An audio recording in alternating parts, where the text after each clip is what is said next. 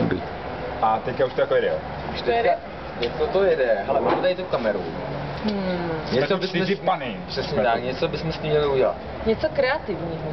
Na ty Vymyslet, co? Napadá mi narozeniny. já co natočit takové video na YouTube. má dnes Tyjo, to už to bylo. No, už to je kreativní. Pojďte, ne, pojďte, hele, hele, nemáme dáme moc času, jsme všichni improvizační, zaměstnaní. Pojďte improvizovat, pojďte. Takže, kamera, klapka, teď, no tak se... Soustřed! Jdem za všechny a všichni za jedno. Je nás Tak slouchni tohle video, pač my víme, koho pozvat. Jsme tu 4 pany a tohle je náš svět, tak pojď mezi nás, už není cesty zpět.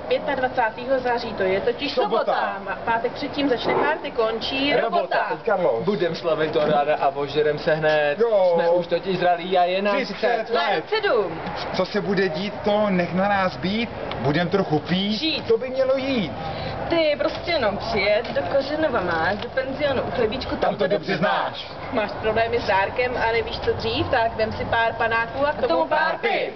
Fantazie rozjede se na plný kole, že se ti za ušima budou dělat boule. Bože, to už snad stačí, už si řekl dost, kde prostě něco vyrobte, jen tak pro radost. Tak, to je konec, nebudeme vás trápit, díl, těšíme se na vás. A na kola. A do lesa. A na zpívání u kytary. Na ten víkend u chlebíčku Už aby to byl. Jo!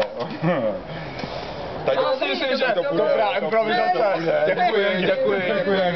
Děkuji.